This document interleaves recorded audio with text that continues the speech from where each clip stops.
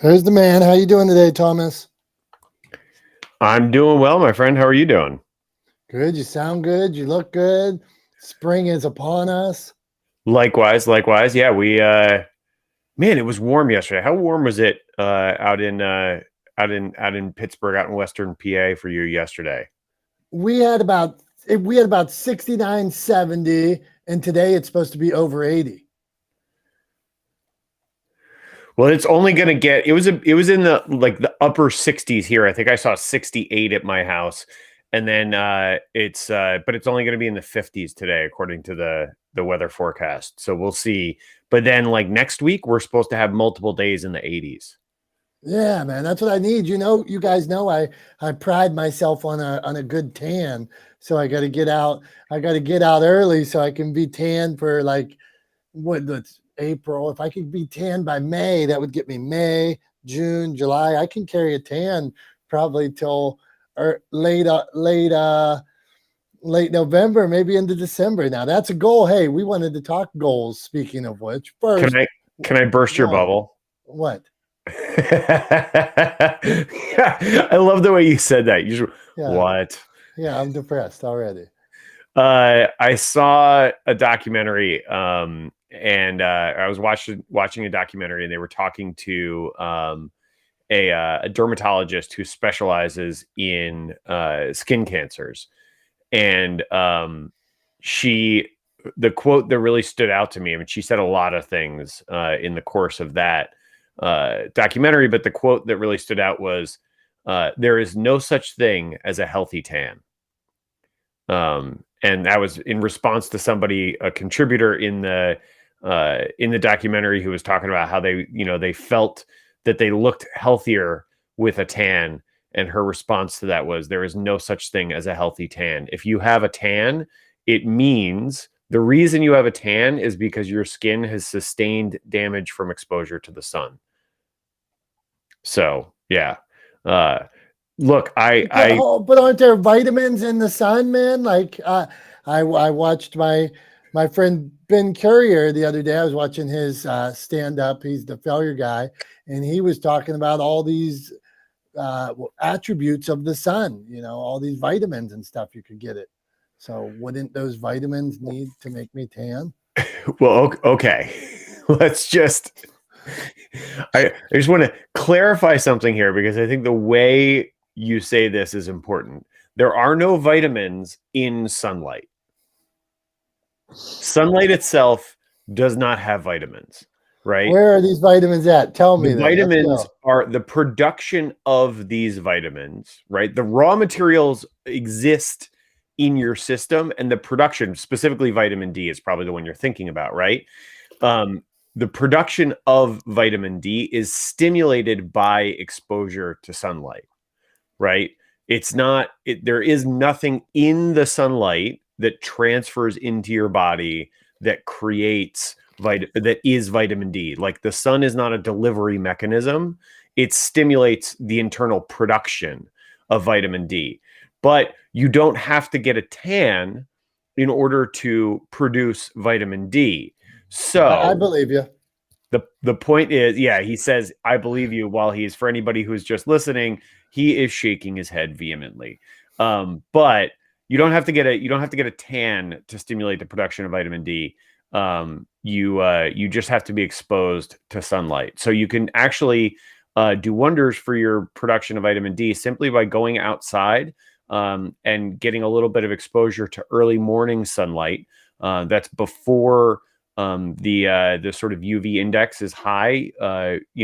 If you're anywhere in the northern hemisphere, if you go out in early morning light, spend about 10 to 20 minutes in early morning light outside before the UV index is high, you will not get tan, but you will stimulate your production of vitamin D, and it'll be good for you.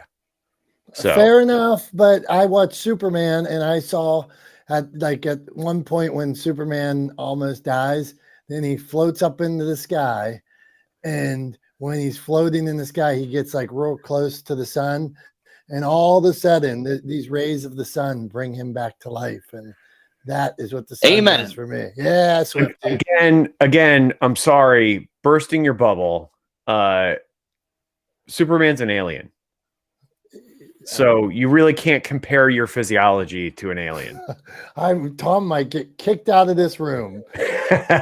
All right, so here we go, man. Not the smartest guys in the room. Let's talk goals. Let's talk marketing, branding, promotion. Let's talk summer. Do you change things in the summer? Swifty, man, get us rolling. What do you got for us? Oh, definitely change things in the summer, right?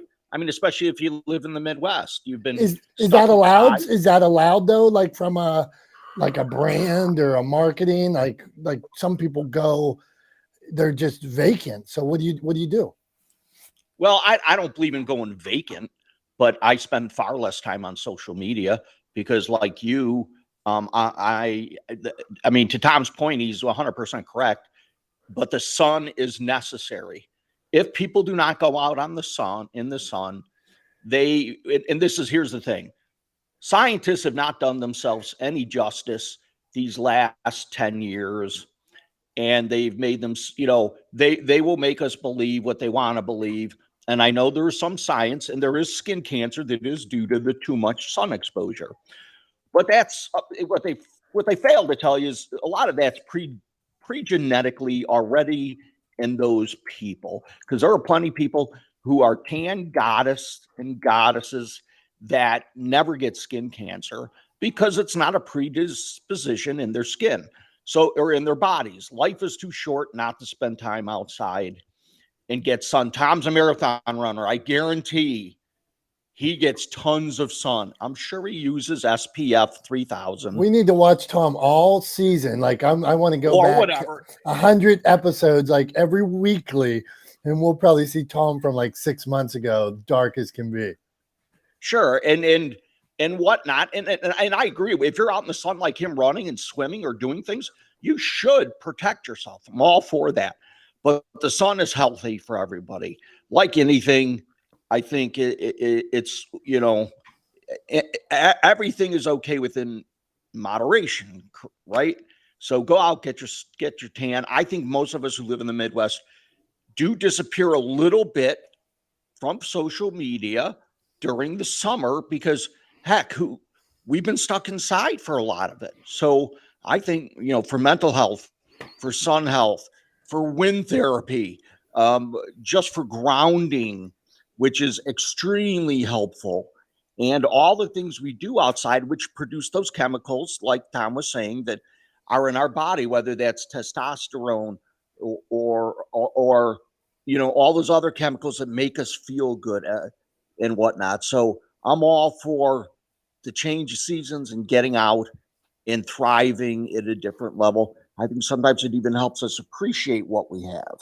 I'm complete. Thank you, Mr. Swift. And I see Brian, just so like when we talk about consistency and stuff, you'll see Brian makes a lot of videos outside and stuff where he's doing, like when he's out for his walk or out doing his band work with his arms and stuff. You'll see he's making videos talking about it. So he's taking that opportunity to cross-pollinate.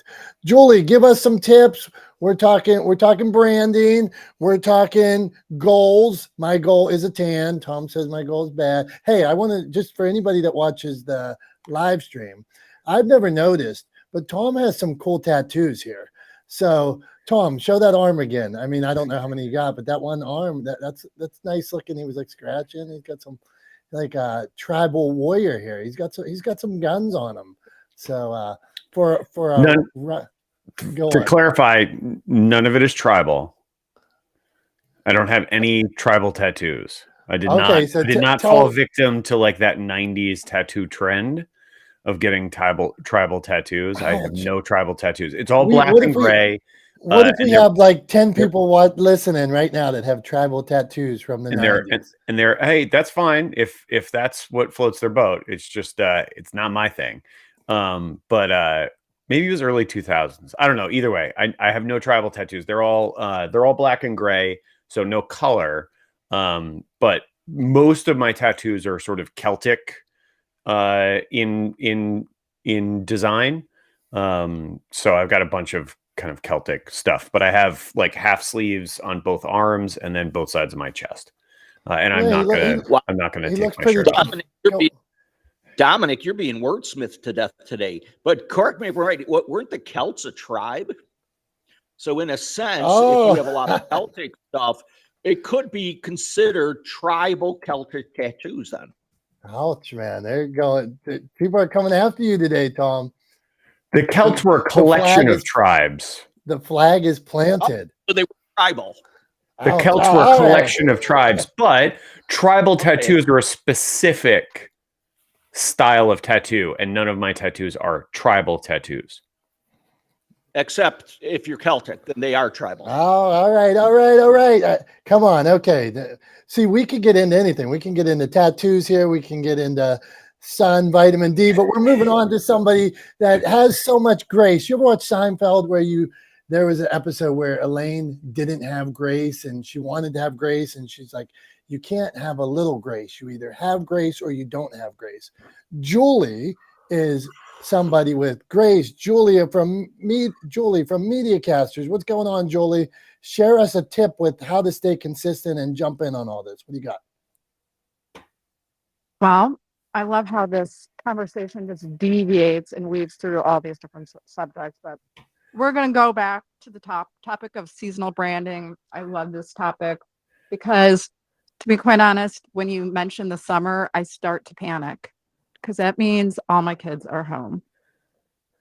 And that means it's really hard for me to focus. And I've done it for several years, but it does give me anxiety thinking about, oh my gosh, how am I going to do all this stuff? It's really understanding your audience, what they need. Be even more focused, be even more targeted on your audience and be clear on the messaging. And then manage your time and do it in advance. Batch episodes, batch social media posts, batch blogs, have a clear target for those months so you can get out and enjoy. And because I'm going to say this, I'm going to say it, and then I'm going to drop my mic. Work is not everything. Okay. Work is not everything. So understanding what does your audience need during the summertime? And I mean, maybe we can get a couple of examples of what you guys do in the summertime and what is the need and how can you fulfill it? How can you exceed their expectations? So be very conscious with your time too, so you can enjoy. Thank you guys. Julie, thanks. And this can happen. Sorry, Tom. This can happen at like in the winter around Christmas time and things like that too, or holiday season. My internet's acting weird, but you can hear me. Yeah, so it's something to really think about. How do you plan for it? Do you schedule? What is you knowing it's going to happen? What do you do? Go on, Tom. I was just going to say, I mean, to Julie's point, like saying that work is not everything, right? And if you're going to take time off during the summer, I think that's great. And nobody is going to look at that and go, how dare you take time off during the summer, right? Nobody in your audience or in your community or, patrons of your business are gonna, question you taking time off in the summer because the odds are they're doing the exact same thing. I think that a good way to sort of bridge that gap a little bit is to simply be honest, right? About what you're doing, right? If you're planning to take time off, tell your audience, right? I'm going to be gone for the month of August, or we're taking 2 weeks to spend time together as a family and go do X, Y, and Z, or whatever the case may be. And just tell your audience what you're going to do, right? Be forthcoming with that kind of information. Don't try to skirt around the issue. Just tell them. I think often people get caught up in this idea that they have to, or that they can't include the fact that they're a normal person with a personal life outside of the business or the brand, that they have to keep those two worlds completely separate. But you're actually doing yourself a disservice if you are honest with your audience, if you tell them that you're going to take time off, that you're going to spend time with your family, that you're planning vacations and doing things with your kids, etc. Then what you're doing is not only being transparent with them, which they will value, right? But then also you're creating opportunities for them to identify with you, to relate to you as a human being, right? And that is going to enable them and create opportunity for them to feel good about supporting you and your brand and your business. And at the end of the day, that is the key to growing a successful brand, is making people feel good about supporting your business. So be honest with them, right? Be relentlessly authentic, like we talk about here, and share with them what your plans are, what you're doing over the summer, right? Tell them, give them the opportunity to, to relate to you as a human being and not just as a business. So I'll yield the mic there.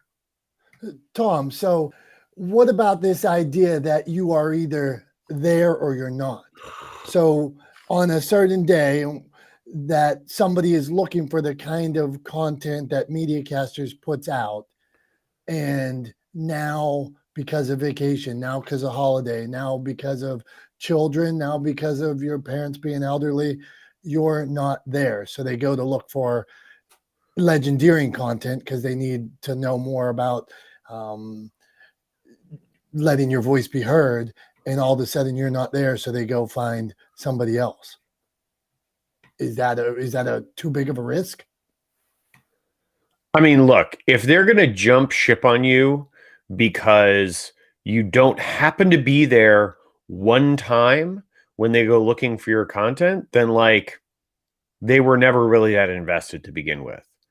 I think if somebody is invested in you, invested in being a member of your community, and is truly a fan of the content you put out, they might be disappointed that there isn't a new episode of content out, or that you didn't do your live show, or you didn't do, your podcast, right? You didn't put out a new episode of your podcast, whatever the case may be, right? They may be disappointed by that, but that's okay, right? Just be honest with them and they'll get over it. I don't think it's that big a deal. But for sure, I don't know. I think it's okay. Look, at the end of the day, right? I mean, like, let's make ourselves a case study here, Dom, right? Like, we occasionally skip a week when conflicts happen. Like the week I got married, we didn't do this live stream, right? We didn't have this room that week. I was crazy busy with the wedding. You were chasing basketball teams around and watching college hoops, right? And so we didn't have the room that week. Guess what? The next week when we did, people showed up, right? Were people maybe disappointed we didn't have the room that Wednesday? I mean, I don't know. We can take a straw poll, right? And just ask people who were here. Were they disappointed we didn't have the room that week? Possibly. But a lot of the same people who are here every week are back, right? Every week, whether we miss a week or not. And it's because they're not here, they're not going to jump ship just for that one time you miss it. So I wouldn't stress about it, right? I wouldn't really worry about it. Okay, let's keep this rolling. Hey, not the smartest guys in the room, as we often mess things up or do weird stuff. Yep. Or internet hourglasses like mine's doing today, but it is what it is on the live stream. Hey, John, so how do you stay consistent? You got any tips for consistency? Any tips for those times when you're overwhelmed, those times like when you go away? What do you do, my man? Yeah, first of all, I live in South Florida, so we have sunshine all year round, and I don't change my habits for promoting the show. It's about 80% of my time goes on social media, titles, metadata, keywords, all that stuff. So, however, just to clarify a point, sun does cause lots of freckles and cancer removal scars in a guy like me. So, and I have no tribal tattoos either. I have multiple, but like Tom, they are of Irish descent and religious and family background. So, having said that, what I do is this, and here's a little secret tip. Number one, I got to put content to the radio stations every weekend. If not, and they don't care if it's July or December. They don't care. If I'm not there, now I have a show on there, I'm going to lose those stations. I just got my 99th station. So what I do is I do repeats. And for podcasts, I used to take the entire time between Thanksgiving and January 1st off, and my numbers would plummet. So now what I do is when I don't have new content, which is easy to do because I do, like Julie said, I batch ahead of time. I'm always ahead of time. is I'll re-release an older episode. Excuse me. I remaster it digitally a little bit, do some experimentation with the title, show notes as well, and I list it as a special episode. So I keep the pipeline full. And that way, if I'm going to take a week's vacation or I'm going to be out of town with my wife or traveling to another country, I've got content in the pipeline. It is not that hard for me to keep stuff in there. But the social media part never ends. So now I'm hiring a salesperson to do that. And the next person, if that's going to be social media, so I can take some off my plate. But I have to produce content every weekend for radio. If I don't have it, the stations that some have been on for 5+ years will drop me. Some that have taken 5 years to develop, they'll drop me. So when that mic is supposed to be open and show content for me supposed to be there, it better be there or someone else will fill the spot. End of story. John, I hear you, man, and I think that's a lot of the fear that other people have, and you're showing us validating some of those fears in your own validating why some of those fears are reasonable that some of us have. So thank you for that. So we're talking not the smartest guys in the room. We were talking a little bit about goals. We were talking about consistency. In one, are there any tips or tricks? Two, can you just say, like Tom was saying, part of it is letting people know, hey, I'm here. So or doing like Mr. Brian P. Swift does, makes a lot of content based on that outdoor summer type thing. But can you let people in on your journey? Hey, I just had an author right now that rode her bike across Africa for 8 days. Cool as heck. I mean, like, she's talking about being in like lions preserves and things like that. It's like the rainbows in Africa and stuff like that. Wow. But so I'd love to go on that journey with her. But can you be I'm sure the internet in the middle of the wherever she was might not be that good. So there might be some times where she drops out and things like that. So all right, Julie Rock, what you got? Anything for us? You can weigh in on any of this, but we will keep this. I said one day, I told my wife this. I said we're going to keep this ship like on the road or something. I said something completely ridiculous like that. So today I figured it out. We're going to keep this ship selling with Julie Rock. Julie, what do you got for us? Hey everyone, what do I have for you? We're talking consistency, right? Check. All right. Well, I mean, one of my tools is just using my schedule. Using my calendar is my way of keeping consistent and just kind of like having everything pre-added, all my activities. When I'm doing well, I have, once a week, I do what we call the diary detox. We detox our calendar once a week, and we spend I spend a half hour just like looking at the week to come, scheduling all the things that I need to have accomplished and actually putting them on my schedule so that I know that I have time spaces for all the different activities. And then I run my day through the schedule. So I'm consistently looking at that schedule and looking at what I need to accomplish. So that is my tip of the day for staying consistent. Thank you. Good one, Julie. And Tom used to talk about scheduling like activities, and our friend Johnny talked about that. And I tried to, like, you guys convinced me a year ago to start using Calendly. I should, come on, they should sponsor me, because basically it was scheduling that time. So like I talk a lot about like trying to front load my weekly schedule with business activities. IGA, I have a sign over there that says IGA, that's income generating activities. So I try to usually start my day and start my week with flooding with those kind of things. And then as the week goes on, like Thursday, Friday, I really get into the more creative things. And if I'm going out filming and stuff like that, I try to schedule that for Thursday, Friday. So Julie, I am trying to schedule those times, like you're saying, on a schedule. So very impactful. Thank you for sharing that. Holly, where you been, man? My friend Holly. Holly does some editing for me. She's a dear friend. She's great. Holly, what do you got for us today? Hey, good morning, Dominick. Good morning, everyone.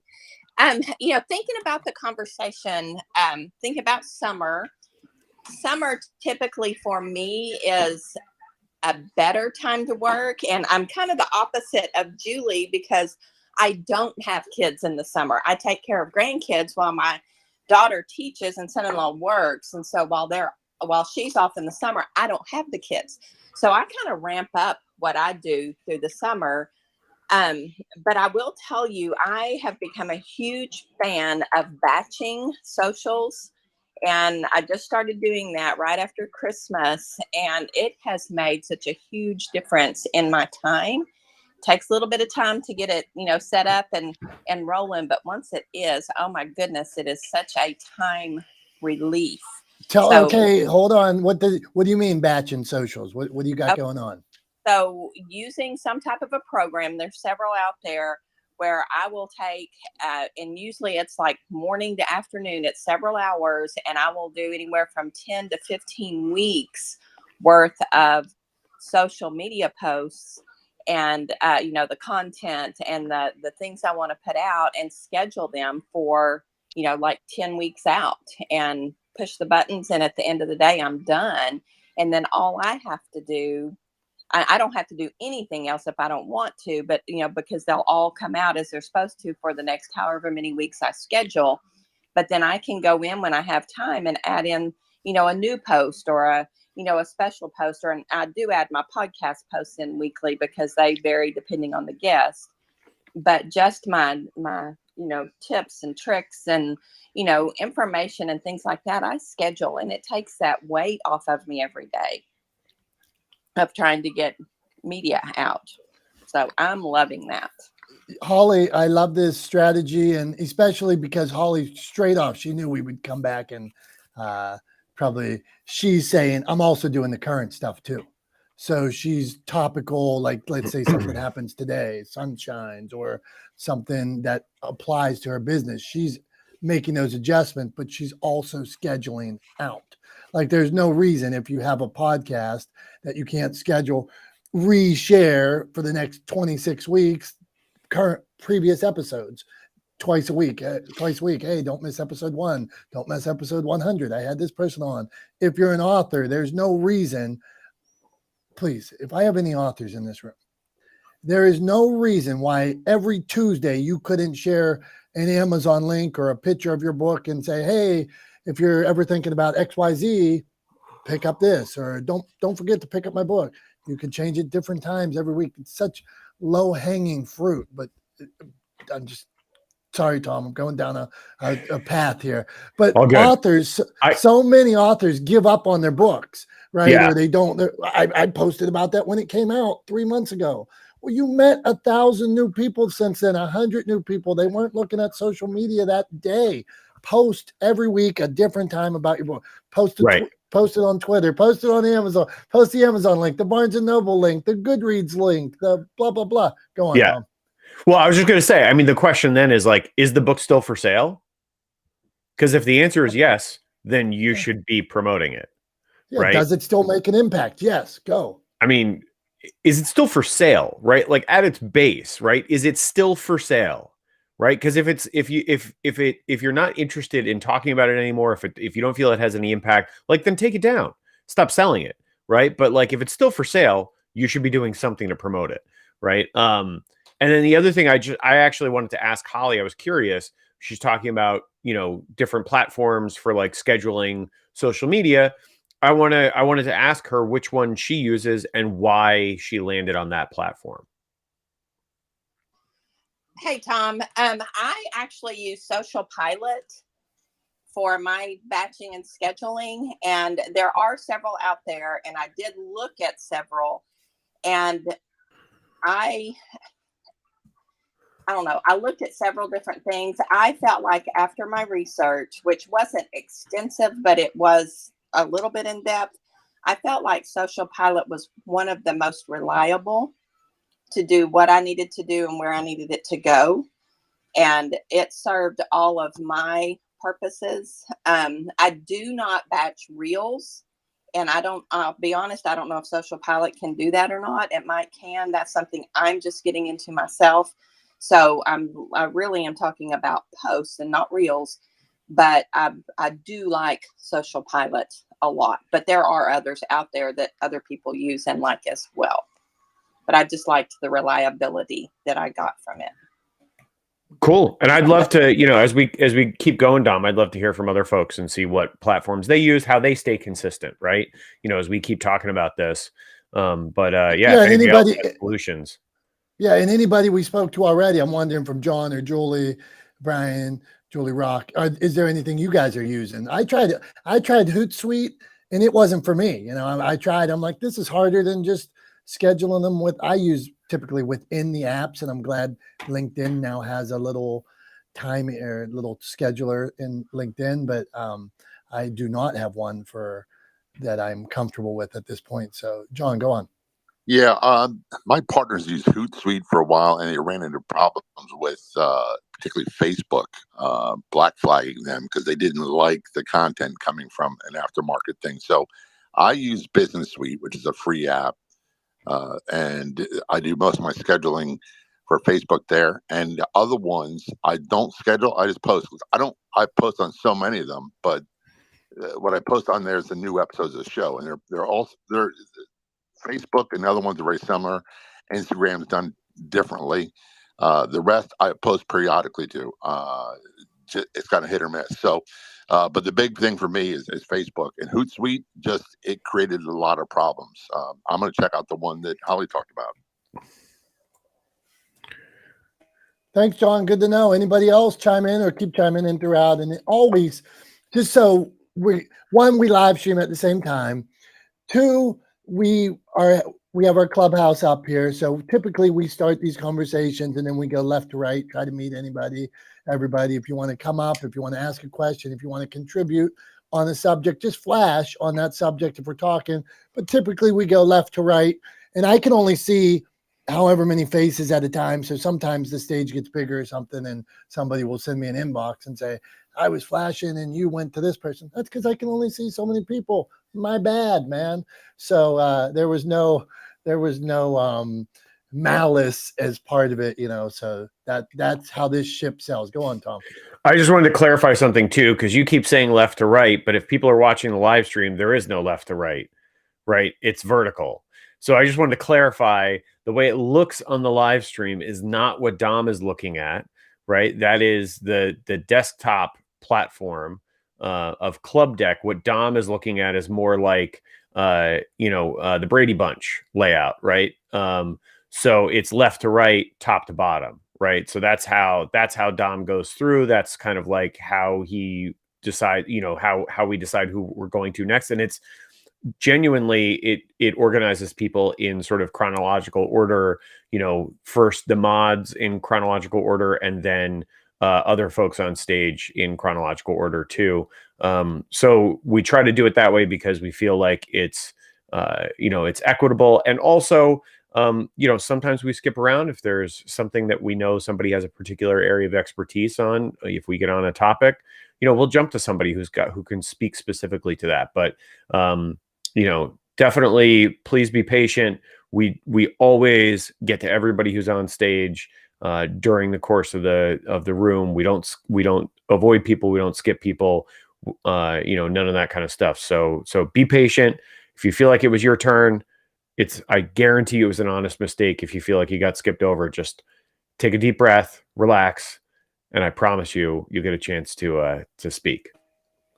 Good, man. And we do try to keep it concise and quick so everybody can get, there's times where somebody might take us off the rails, on whatever subject, or maybe they're struggling to get to a point. Part of this is working on your message, working on your platform. I believe in Clubhouse is a great place to share your message.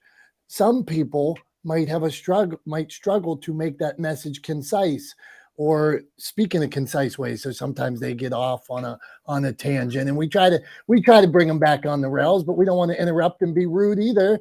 We try to be nice people. So that's what we got going on here, man. So, all right, let's keep this ship. I'm done with that saying. Let's keep this clubhouse room moving. Okay, Alexandra looks like she's got I wonder if her hair really does have that streak in it. But Alexandra in white. What do you got going on? What do you think, Alexandra? Want to weigh in on these topics? Oh no, I'm just listening for now, but thank you guys. Okay, well, we're glad you're here. I don't think I've met Alexandra before. So And I was here last week. okay. Yeah, I remember. I started reading the bio. So we are glad you're here. But I think this is a new picture. Is this a new picture since last week? It is. Okay, see. I tell my family I'm photographic, and I wanna say I'm sure I'm not, but if I tell people that long enough, maybe that I will be. But I do think I remember these pictures. Prof T, what's going on? Where you been, Prof T? I missed you. I've been watching all your journeys on social media. I'm a Prof T fan. What do you got going on, Prof T? Good morning, everybody. I am a fan of yours as well.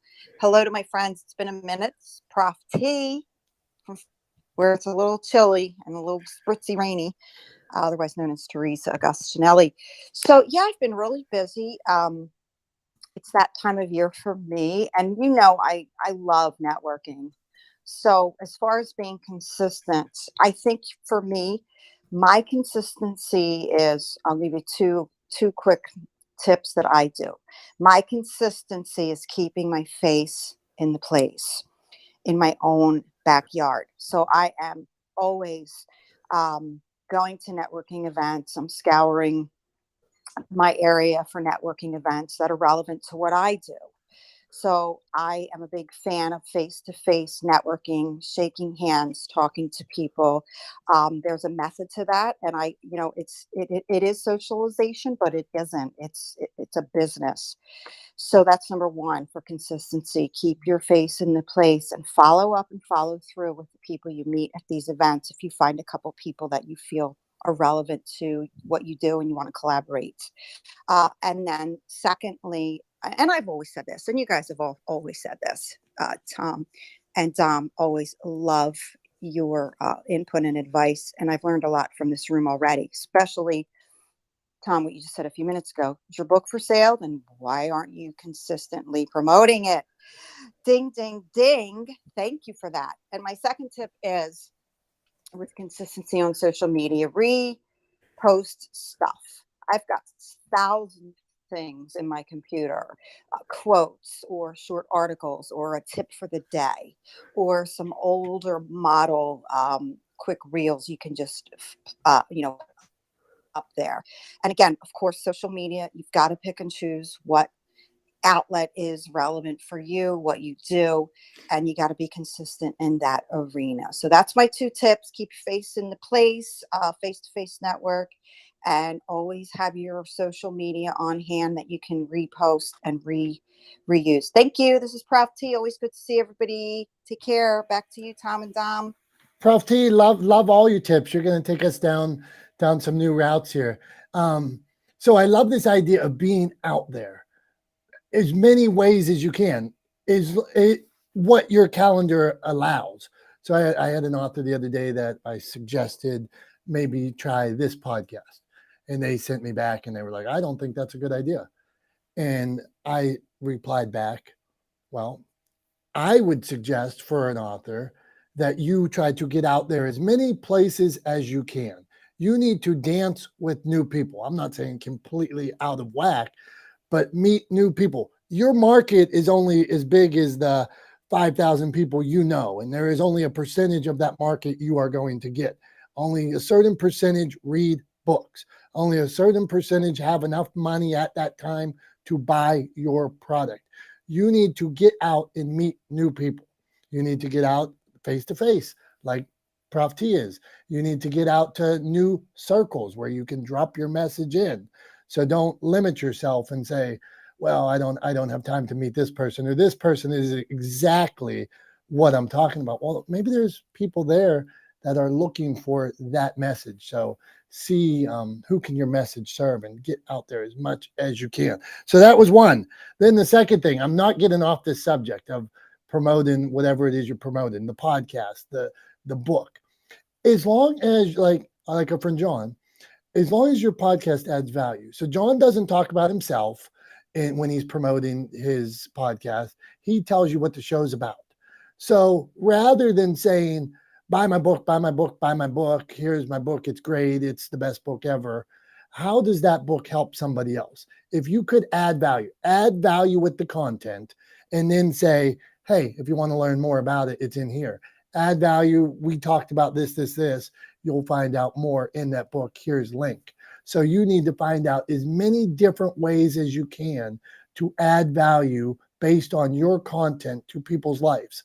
And then you are just sharing, the links and different ways to share. Hey, share it on Barnes & Noble, share it on Facebook, share it with a picture, share it with a picture of you, share it with a picture of you holding the book, share it with a picture of a woman that is being helped by the content. So there's 1,000 ways to reshare that content. Tom, I'm passionate about this subject, so we could do a whole nother a whole week of shows on how to not give up on. I see Robert Kiyosaki in this Rich Dad Poor Dad. I'm going to look over here at these books. And this message is a message that's been promoted for 30 years. Whenever the title of the book's been promoted, they didn't give up on the book or this Chicken Soup for the Soul. It's a brand, and they keep promoting the brand over and over and over and over again. They don't give up on it a month later or a year later. The books still have value, so they don't give up on them. They just keep finding, here, it gives value to you like this. It gives value to you like that. And then you're like, hey, okay. At one of those points, you're going to say, this is something I need to know about. So I pick up that book. Okay, sorry. You're getting me worked up here. I was trying to be calm today. Tom's inciting me. I look at him and he's just smiling. What works me up even more. Go on, Tom. Go on. No. I was just going to say, I think you're absolutely right, though. I think, I think people do. There's a tendency for people to think about content, whether that's a book or a video or a blog post or an article they've written, right? I mean, content comes in a lot of shapes and forms and sizes. But there's a tendency for people to think of content as single use. And I don't know why that is exactly. I'd love to kind of dig into that question a little bit. I mean, I would guess that it's because we live in a very single-use dominated consumer marketplace, that most of the things we buy on a regular basis are single use, i.e., when they stop working, right? You throw it away and you buy a new one, right?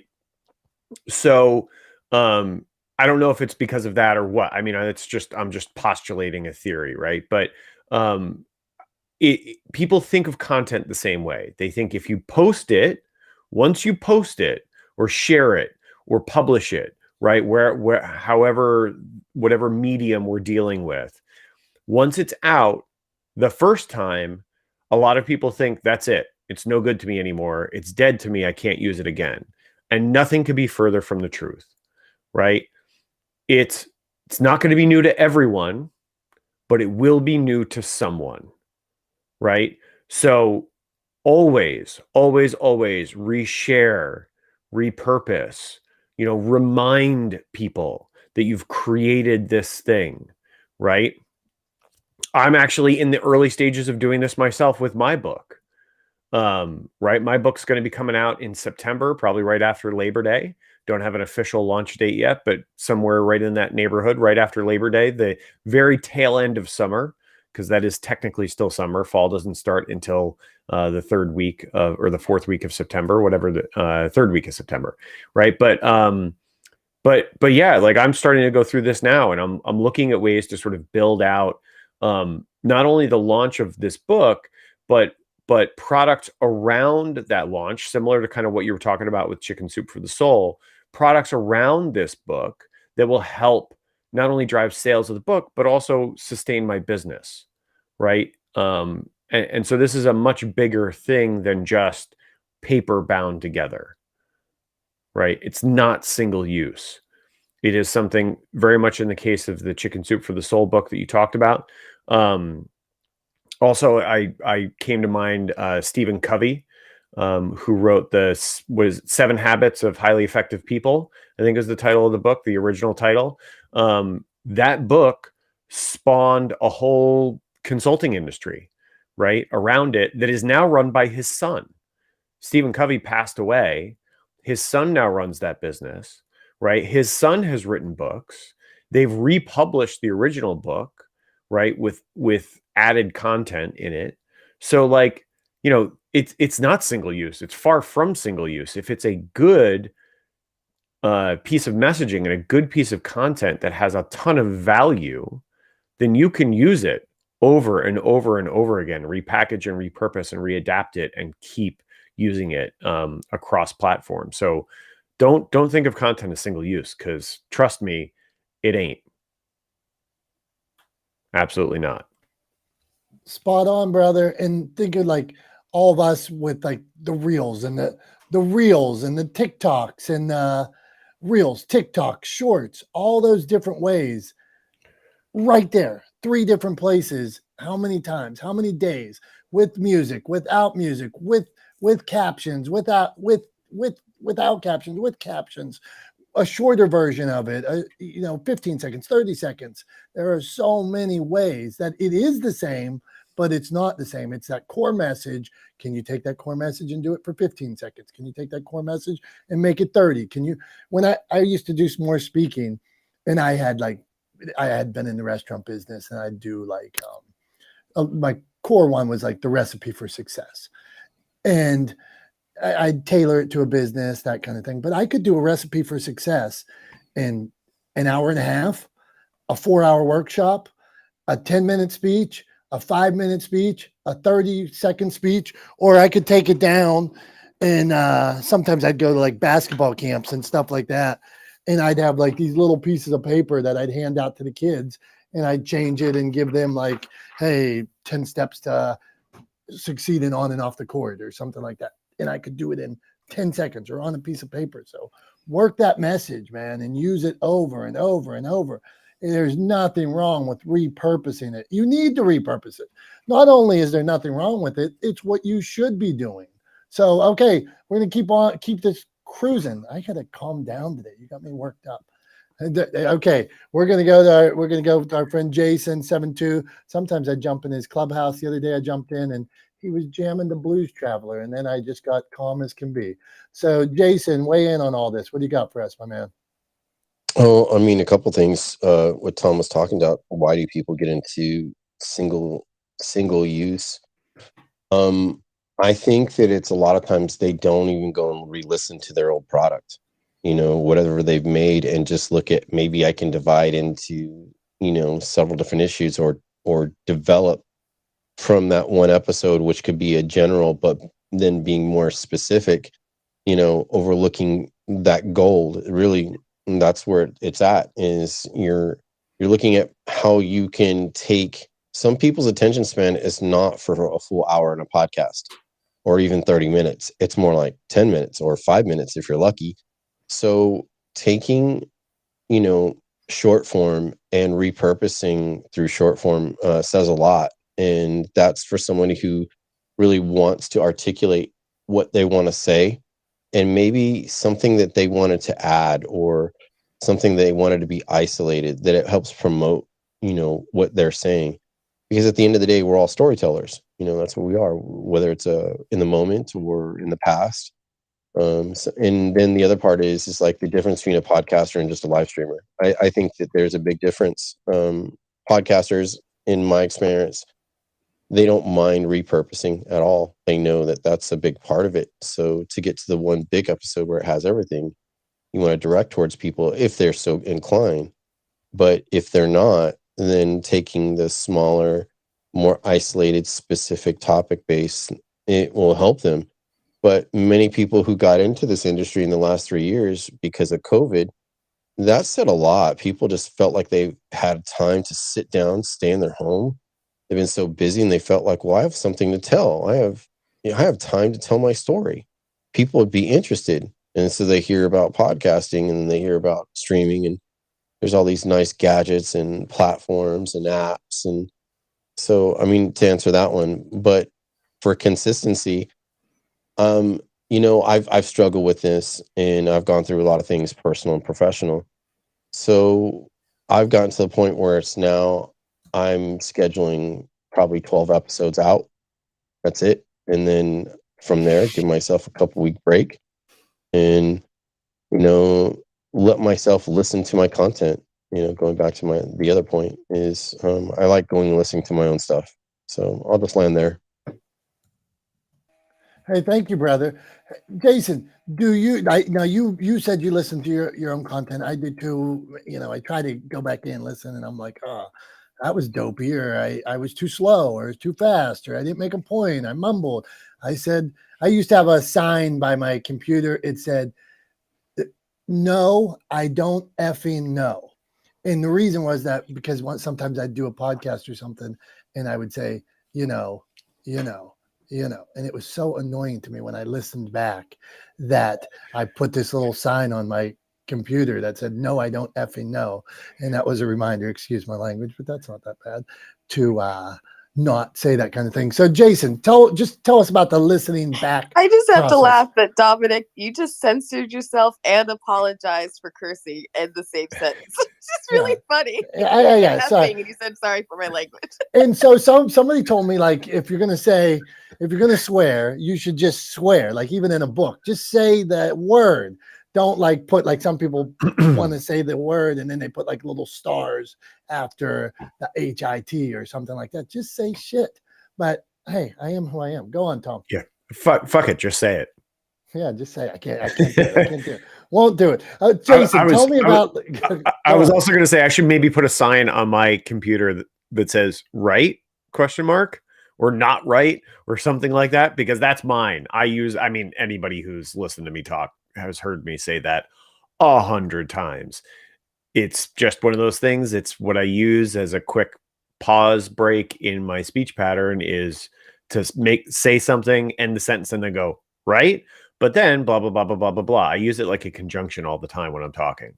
And I just had to stop myself from using it right there. So I feel your pain with the thing, having those phrases or words. I don't effing know. Hey, how many people in this room, if you want a flash mic or something, listen back to content? Now, I'm not talking all of it, but like something that you've done where you're like, okay, yeah, I listen back. Yeah, interesting. All right, flash your mic. If sometimes when you listen back to content, you feel like you're a little bit kind of like patting yourself on the back or stroking your own ego a little bit as you listen back to yourself. I definitely get that a little. How many listen back and say, I need to delete that because it was terrible? Yeah. So it's not that I'm doing it to stroke my ego. It's actually the opposite. This actually just happened yesterday. Again, it happens almost every time. I recorded a quick video, and as I'm recording, the language in my head is, this is terrible. You just messed up. Oh my gosh. What was that stumble? This is awful. You're gonna have to re-record it.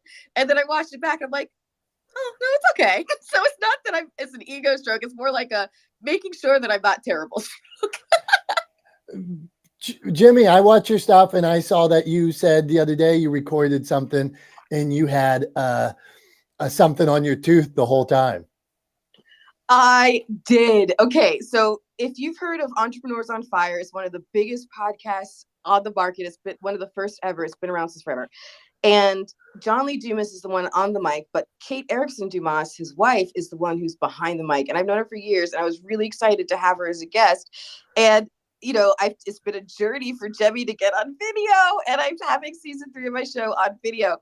And I go to edit it, and I'm like, wait, what is this? And I'm like, crap, I had something on my teeth the entire time.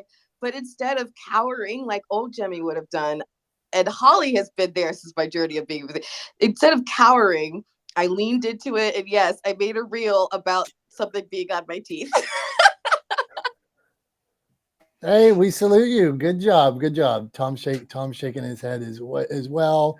I'm nodding for the record. I'm not shaking my head in as a negative thing. I'm nodding. Me and Tom might fight. I'm feeling feisty today, and now we're gonna fight. We're just gonna. I was nodding. Shaking your head is disagreement.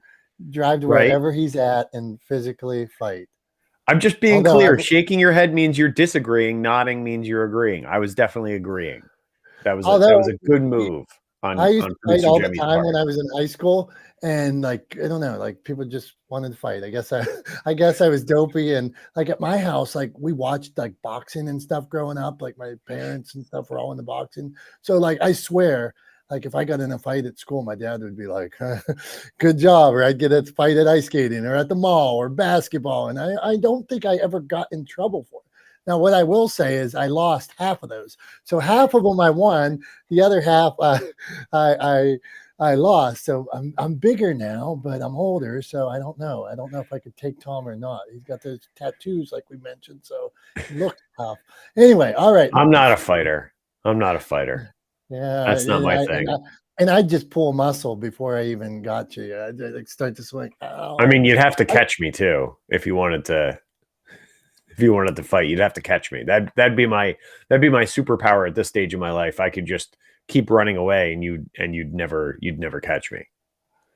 See, that's smart. I was in Miami one time, and we were walking along with a group of salespeople. We're walking along like the beach boardwalk at night, and it can be a little suspect at times. And somebody was kind of following us, and I said to the group of people, I said, "Well, if this guy attacks us, I won't be able to help, but I could run for help real fast."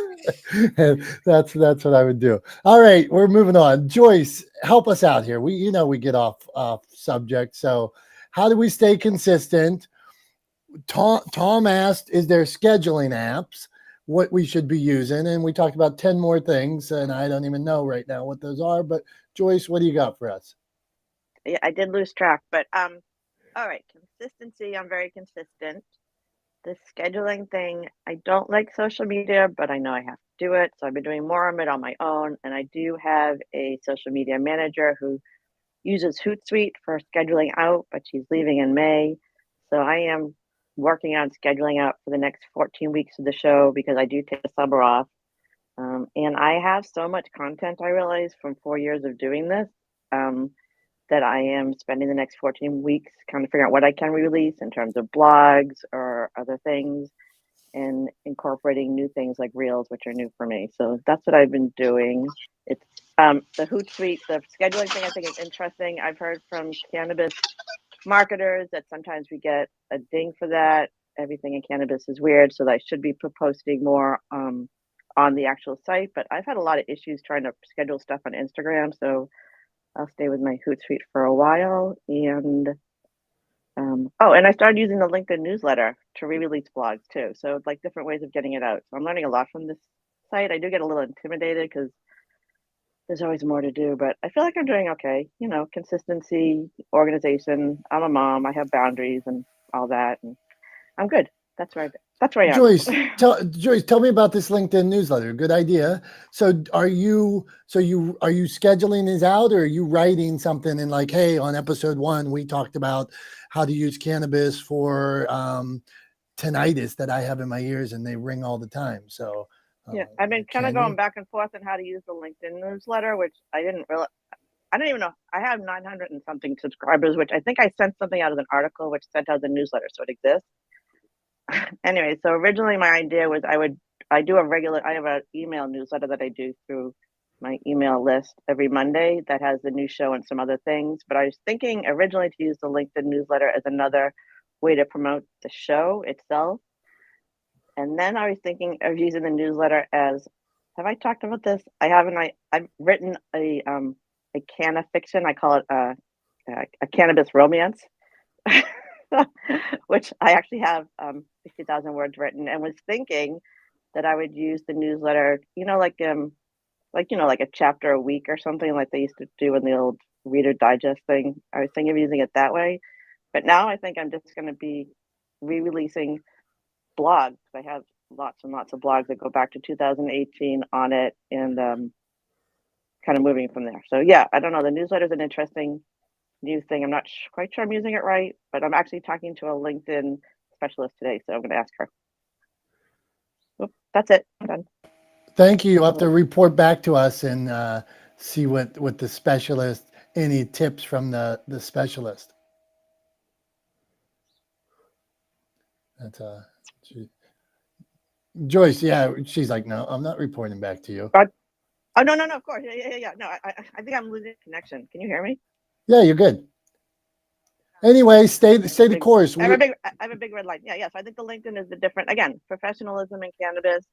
I am on Instagram. I am on Facebook, but LinkedIn is really my best connections. Making a certain level of people who are founders and people who are CEOs, and now people with money to connect with the podcast and help spread the word. And I don't know, it's like that cycle. If I could actually get more downloads, I could get more money, which would allow me to hire a real social media manager, which would help the whole process. So that's where we're at.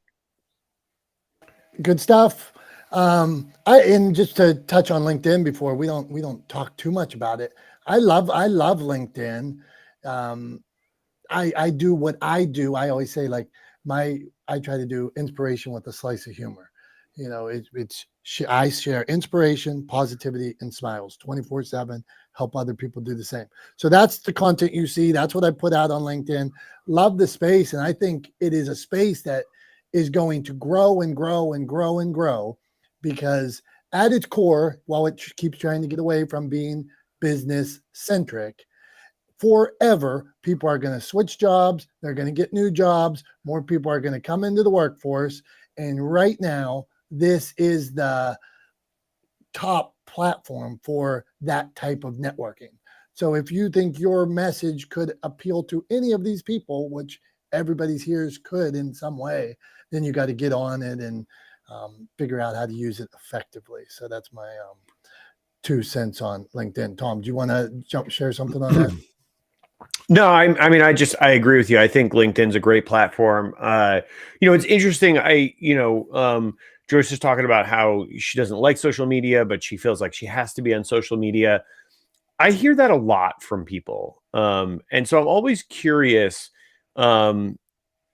It makes me wonder, is there a way that you could be using social media that you like better, right? Because I think it's important that you don't do things, especially for your business, that you don't do things like that. You don't have a lot of resistance to the things you're doing, right? That you don't do it because you have to. You should do it because you want to. And maybe that's because you're focused on the net effect that it's going to have, right? For your business, your brand. I can sort of back up on this. So what I say about social media is the amount of attention it requires. And I actually feel like it's bad for our brains. I mean, that's a whole nother discussion. I don't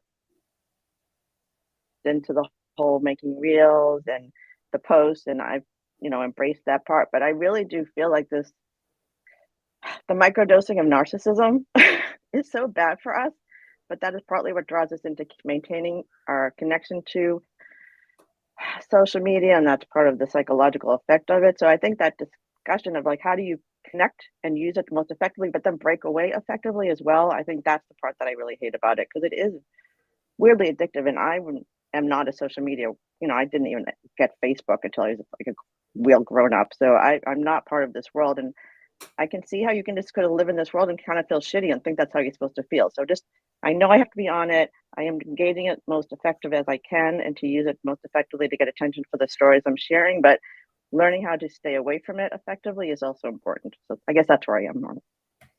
Gotcha. And I think what I was kind of getting at was really that I think inherent to when I hear, and I'm not saying you're saying this, Joyce, but I hear a lot of people say this, that they don't like social media, they don't want to be on it, but they do it begrudgingly because they have to.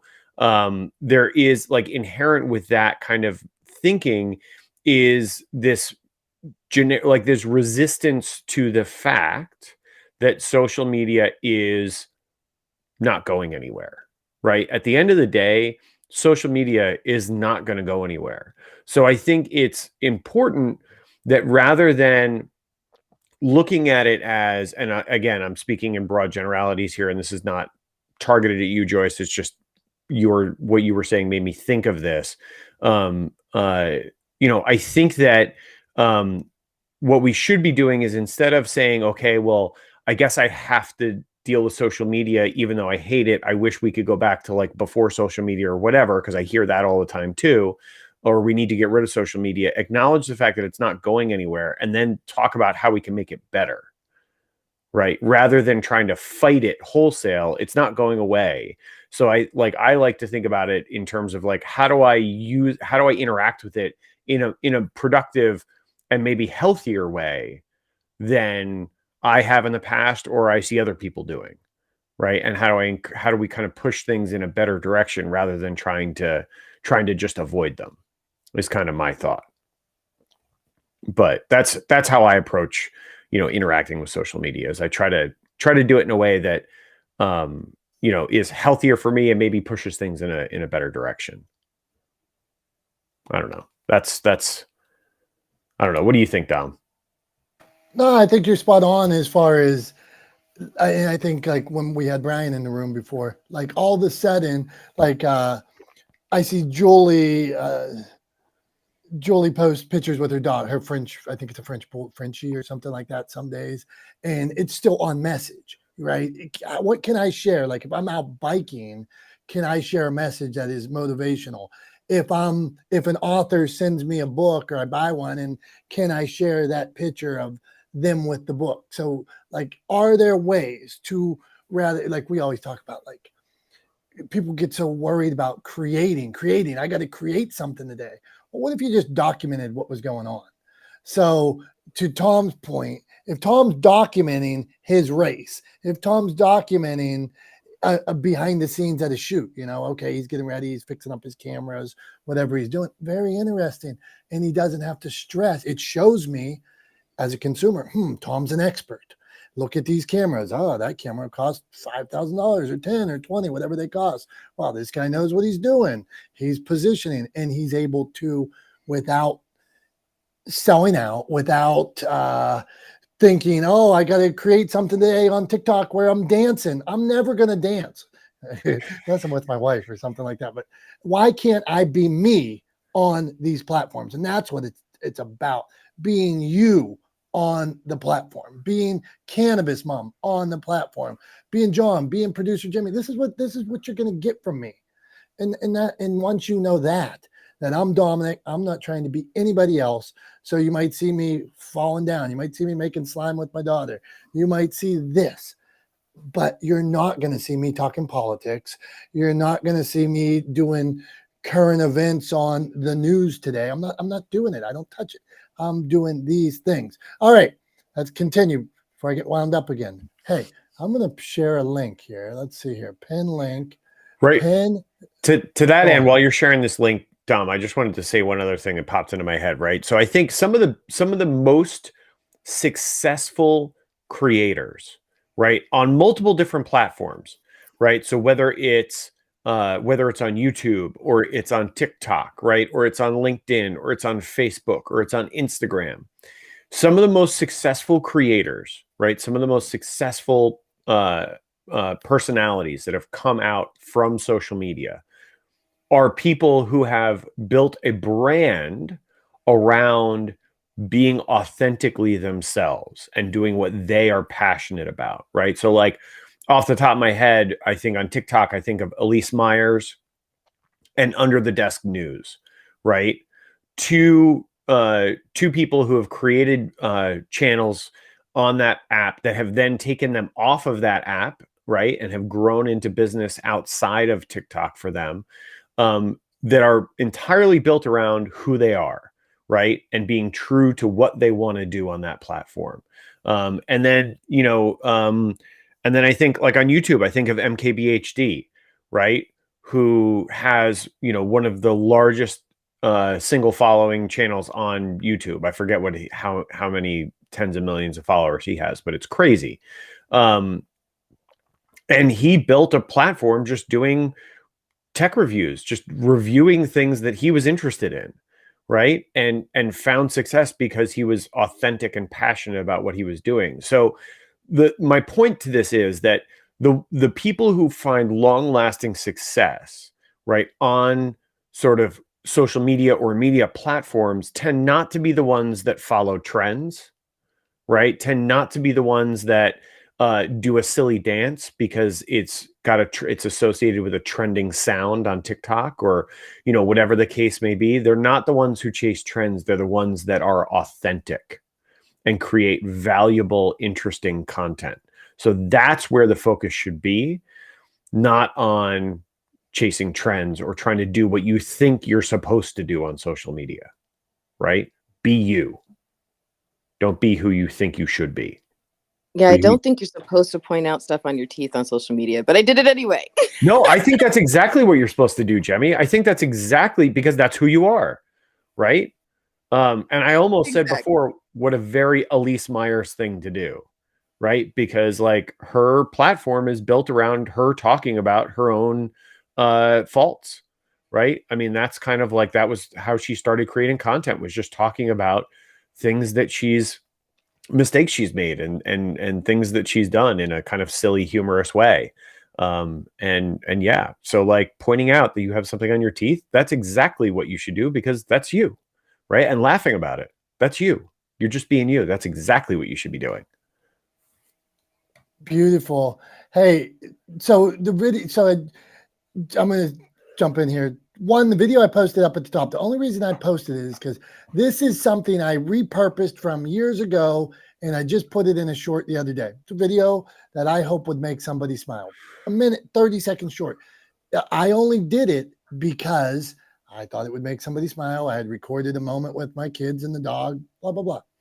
Now I shared it as a short, and because I believe in shorts, I talked about Hoot a couple weeks ago, said, why isn't every video you ever made a short as well? Why aren't you repurposing it? So I share it, and I see now it has 2,000 views. Now those people go to my page. They look at the other content. Now this is just a moment, but once you get them there, because they're looking, why wouldn't you repurpose? Okay, and that's one to check out. It's about 40 seconds. Anyway, now this is the exciting time for anybody on the live stream. I don't know if anybody on the live stream. Last week I unveiled some of my toys around the office, weird things that I have behind me, things that make me smile. Okay, so before we did this, before we jumped in the room, the club today, my dad stopped over and dropped off some papers. We sat out looked at the dandelions in my yard. So, and I don't like dandelions. I'm getting ready to spray them. Anyway, this here is the Wolfman, this little character that I'm showing you. I'm holding up a figure that looks like a G.I. Joe, but it has little arms and things like that don't bend.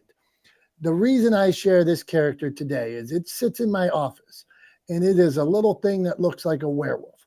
When my dad, he's a landscaper and worked all kinds of hours and always did, worked hard and was everything for our family. But I'd be home playing with the G.I. Joes and stuff like that. And the Wolfman is the one character my dad always picked up. And here I am, like 5, 6 years old, whatever. And he'd start walking around my G.I. Joes and be like, ooh, and pretend like he was howling. And I would get so scared of this little figure. But why I keep it in my office, it was the effort. Well, this guy had 1,000 things going on. Well, he was tired, all that other stuff. He still made the time to pick up this little wolf and make his son feel special and, tease him and that kind of thing. So love it. And that's the little character, if you're listening to the live stream, that you get to see today. Or if you're watching, I shouldn't say listening to the live stream. I should say watching the live stream. But I guess you could listen and watch a live stream. All right, producer Jimmy, we're going to chat with you, and then we're going to get to Satva, Heather. We got Joyce, Cackles. Interesting. I like Cackles there. I like the name. Leslie, and our friend Beth. So producer Jimmy, you want to weigh in on any of this? Sure. Well, first of all, I just want to weigh on Cackles really quickly, because Cackles, once you meet him, you'll understand why his name is Cackles and why he deserves to own that name on the platform. He's amazing. A good guy named Jeff. But anyways, so I want to kind of talk about like repurposing content and that part of the conversation a little bit, because I'm actually doing some of that right now. Today I'm focusing in on some content that's been way overdue. And some of it's timely, some of it's way overdue. The timely stuff, as an example, so I'm taking my podcasting your brand episodes, which I now do on video as well. I created an audiogram of my latest episode. And then I also created a guest clip. And so the audiogram I'm putting on like Instagram and TikTok, and the guest clip, which is so the audiogram is less than 60 seconds. The guest clip is more robust. It's about 3 to 5 minutes. And that one is good. I just posted on YouTube. And so, yeah, you can take one episode, one piece of content, and divvy it up for the different audiences that are there to consume it on different places and in different ways. And so I love the fact that I finally became comfortable on video, because I can now have my show on YouTube as a video, not just a static image. So that's great. But also having all this new this opportunity, it's like opening me up creatively, creatively. That's the word, creatively, because now I'm like understanding how to create these videos, make them a little more fun. And another one that I'm going to be putting together, or actually the one I'm working on right now, is a sizzle reel of samples from our video podcast that we produce. But one that I'm really excited to put up, and I'm going to put up later today or maybe tomorrow. So I don't know if it was on TikTok or what I was on. Maybe it was on Clapper, but I saw someone made a suggestion of how to make a great reel, very, very simply, but I'm like, I think I make this really powerful. So the idea is to take a video of, anything going on, and just have some deep sounding music and put something, meaningful as an overlay of text, right? Simple recipe. So what I'm going to do is the other day I found a clip from Podfest a couple of years ago where I was on stage, and I had never shared it. Haven't shared it yet because I forgot I had it. So I found it. So I'm like, great, let me use this as a video of me, because it's of me on stage with 3 other women doing a panel. And in the video, it's going to be silent, but it's me gesturing towards the other women and engaging them on stage. And I've decided that what I'm going to put over it, because I really believe it, is women empowering women. And that's all I'm going to say. But just this presentation, this panel that I was on over a year ago, having a video that I can now take and push a specific part of my messaging, my mission, my belief system, my personality, and putting it out there in this other way. I am loving the fact, I'm so grateful for the fact that I finally became comfortable in video, and it's just a lot of fun, I'm discovering. So that's really all I wanted to share. Repurposing is awesome, and it's become even more awesome now with video. Thanks, I'm complete. I love that. Absolutely love that. The idea of taking something from a year ago and really repurposing it, right? And pulling some meaning out of it, looking for other ways to kind of, share something that is pertinent to you, maybe in the space, right? That is pertinent to you in the moment. That is something that's on your mind right now. I don't think it's so easy. And Dom hinted at this earlier. It's so easy to kind of get caught up in this idea of like, I got to create something new. I got to create something new. I got to create something new. And really you don't. You just have to share, right? So you don't have to, it doesn't have to be, and this goes to like my favorite sort of definition of innovation, right? People think of, when you say the word innovation, people think of think of inventing something wholesale from scratch, something brand new that's never been seen before. But actually, innovation is really all about taking things that already exist and using them in novel ways, right? And so that's what Jemmy's doing, is really embracing that spirit of innovation, and using things that already exist, something she's thinking about, women empowering women, right? A piece of video she already has from over a year ago, and innovating and putting them together in a new way that hasn't been done before, right? And she didn't have to create something brand new that the world has never seen. So don't get hung up on that idea that everything you do has to be brand new, groundbreaking, novel, because that's not what innovation is all about. Right? Innovation is about taking existing things and putting them together in unique ways. So just look for ways to share. Don't look for ways to always sort of create something new. I think maybe this term creator kind of puts us in that headspace that we have to make something brand new every time, right? So maybe don't worry about creating something brand new. Maybe just think about sharing what you've got going on, or what's on your mind, or what you're thinking about, what's important to you at this particular moment in time, right? Because those things always change. There's always going to be new stuff happening in your life, new things that are important to you on a daily basis, new things you're thinking about every day. That font, that well, right, will never run dry. So share. Don't feel like you have to create brand new every time. And if I could add one more thing, Tom, that I also think this is an example of always how you should always keep learning and always be open to, absorbing new information and new ways of doing things and innovative ways of doing things. Because if I had known how to kind of do this reel that I'm composing today, I didn't know how to do that a year ago, right? So why should the video from a year ago miss out on the opportunity of to be displayed in the way that I've now only just learned how to do it? Let me take advantage of something I've just learned and apply it to anything. And that could be something that's old and made new again, because you always should be learning. So thank you for letting me speak one more time. Producer Jimmy, that I just was watching a Gary Vee video, and he was talking about taking a still image, whatever the still image is, and he was talking in front of still image.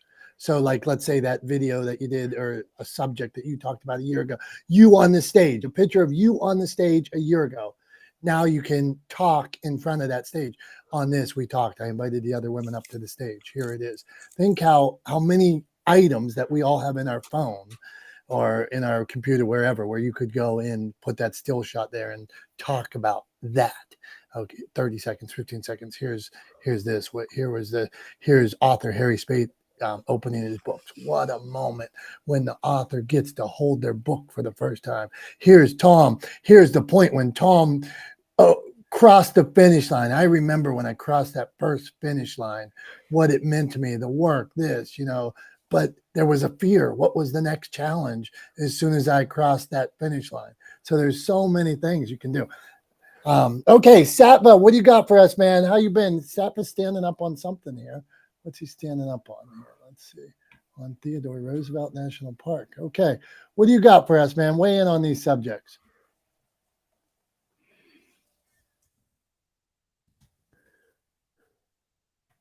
Going once. Going twice. Dom, you're on mute, bud. You trying to talk? Yeah, I was making jokes about Johnny Cash, keeping this train rolling. I said going once. I thought you said going twice. I thought we were really in sync. And instead, I was on mute. That's why this is called Not the Smartest Guys in the Room. Okay, Heather, we gotta live up to the name, right? We gotta live up to the name. Yes, at least 10 times an hour. Heather, our dear friend, right beside the TEDx sign. Wow, big timing. Heather, where do you want to weigh in on all this? Go ahead. Thanks, Dom. You cracked me up. Big timing. About the, I'm like repurpose queen over here, because that is like literally the social media strategy behind a lot of stuff that I do. And that's the repurposing of content, because, and especially if you have evergreen content, which is very helpful. So, around Christmas time, there's, you try to get content and, you're making content and there may be Christmas lights in the background or Christmas themed food, right? Because I work with a lot of restaurants. But that's not evergreen. I can't use that in the middle of summertime. And then there's content. Let's say I'm getting video content outdoors for outdoor seating, for waterfront dining, or, there's a deck where people can sit. I can't use that content in wintertime because the patios are closed.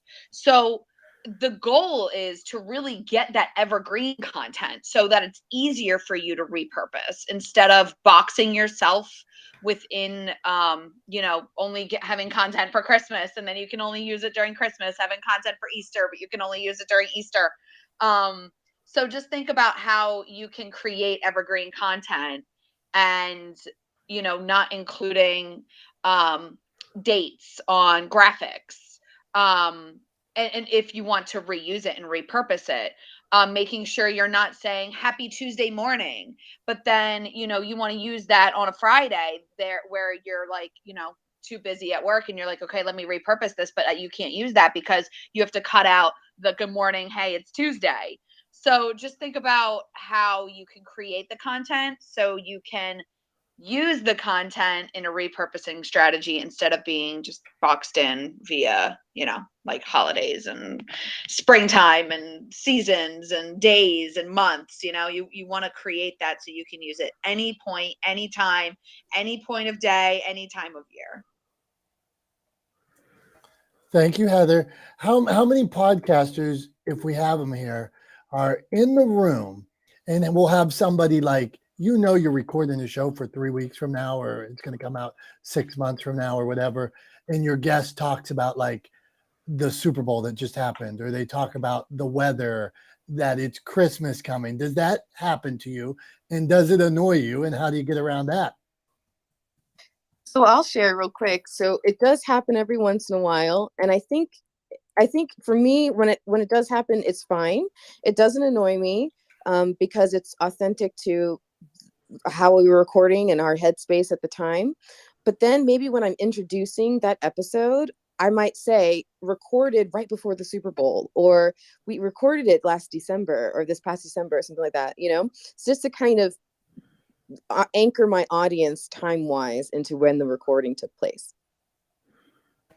That is very, very smart and answers my question.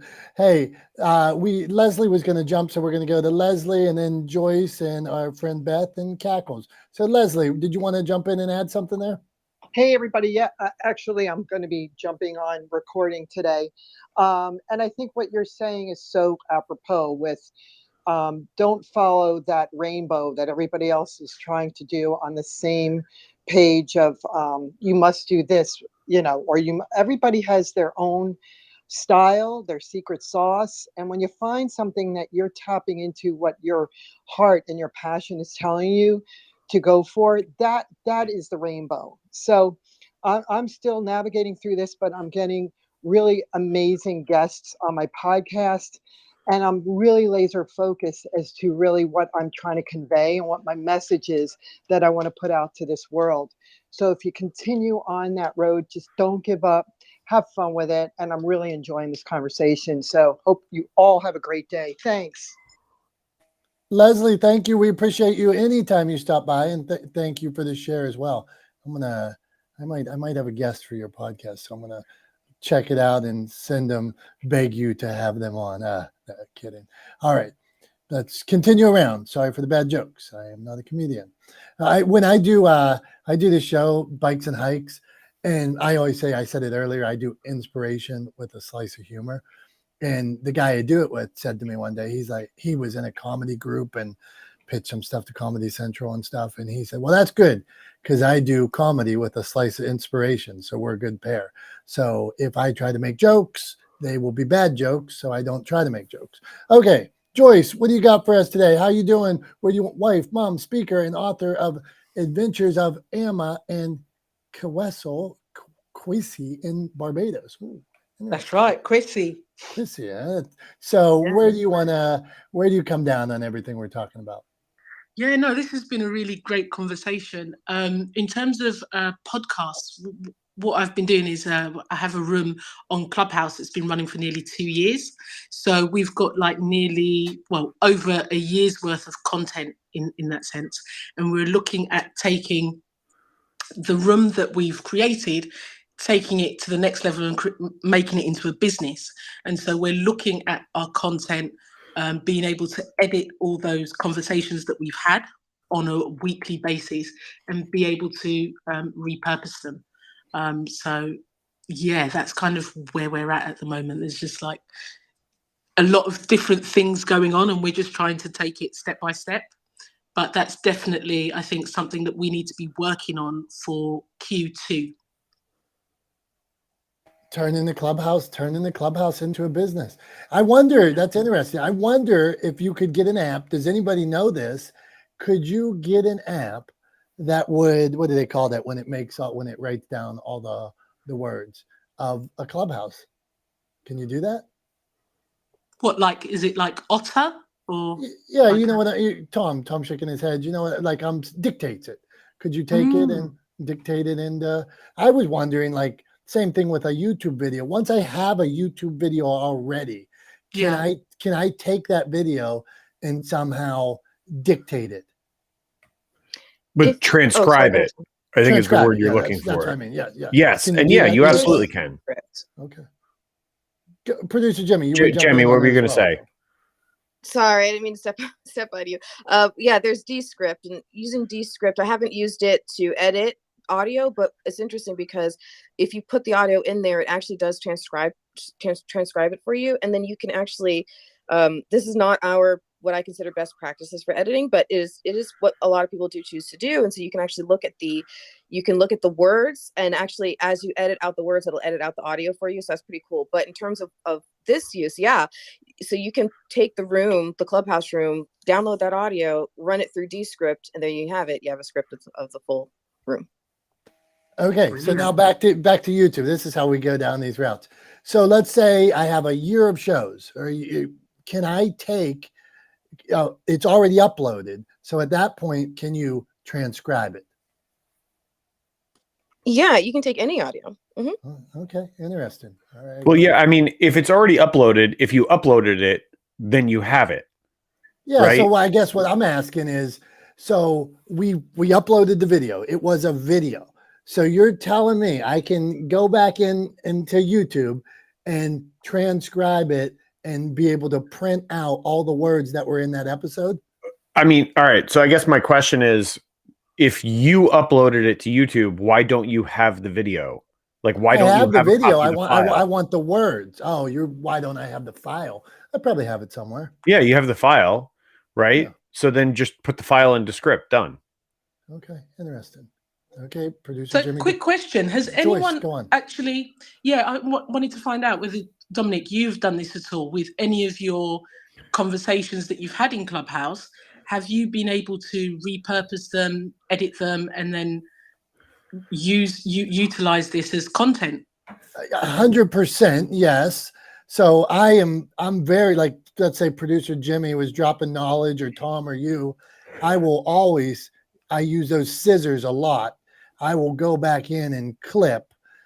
So some rooms are replayable, some rooms are not. I will go back in and clip things and use that. I'll use it on TikTok. I'll use it on YouTube. I'll use it on Instagram. Clip away. I'll add music to it. And sometimes clip only allows you 30 seconds. I'll go in, put it in my little app. I use a video editor app.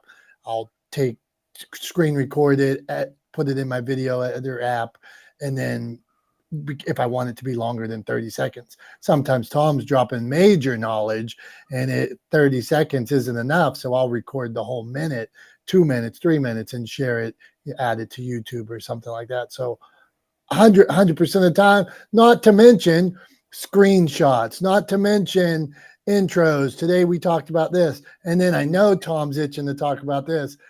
Tom, please share how many different ways we are sharing this just today. Yeah, I mean, so right now we're on Clubhouse, obviously, but we're also live streaming. So we're on my YouTube channel, your YouTube channel. We're on my Facebook, your Facebook. We're on my business's Facebook. We're on my LinkedIn. We're on my Twitter, your Twitter. I forget all the different, I think that's it. Oh, and Twitch as well. So yeah, so we're on YouTube, Twitter, Twitch, Facebook. And yeah, I mean, that's, we're sharing it all those places. And then here's the beauty of it. At the end of this show, I will also download the full recording of this. And one of these days, when I have the time, it'll get put out as a podcast episode.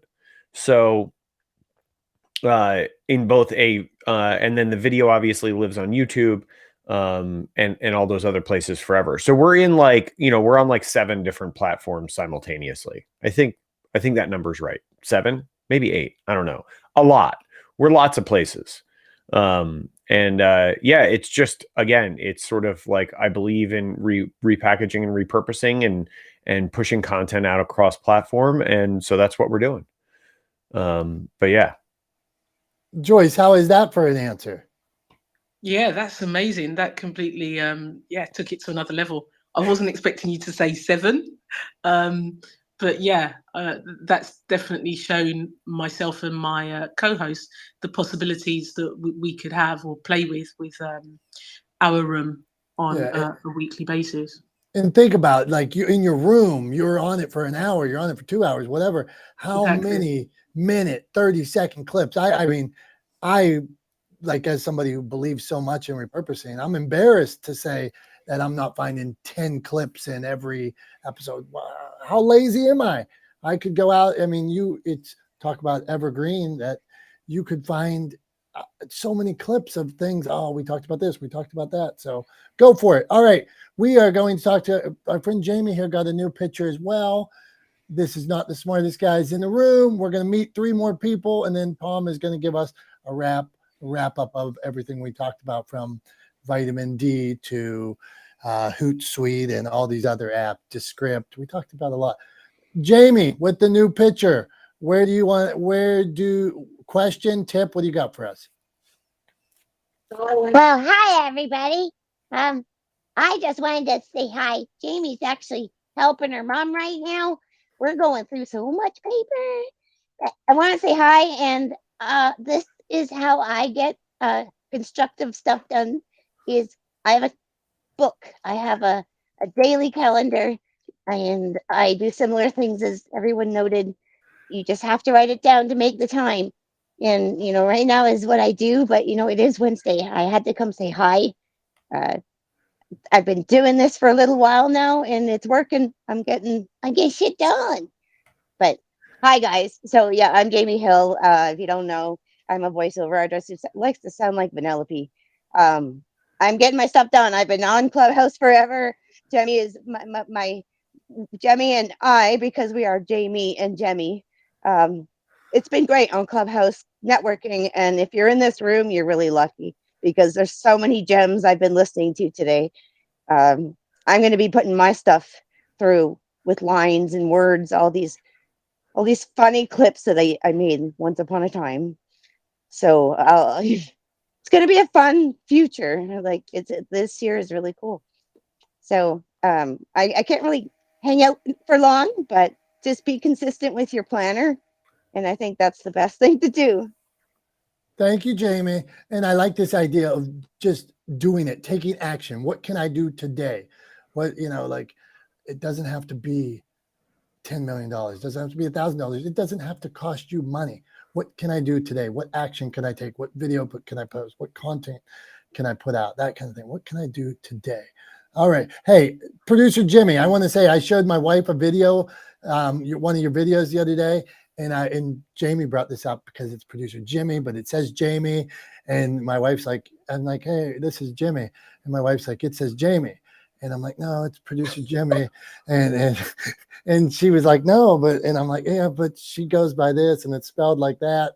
And producer Jimmy. My name was a whole conversation. Yeah, that's what's going on in Pittsburgh. We're based on your video content. So it was a wild and crazy day in the Domasky household in Pittsburgh.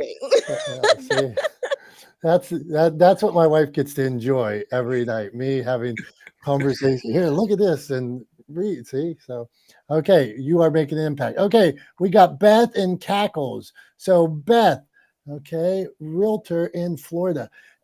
I gotta go. Is it this? Sorry, I'm gonna go. Realtor.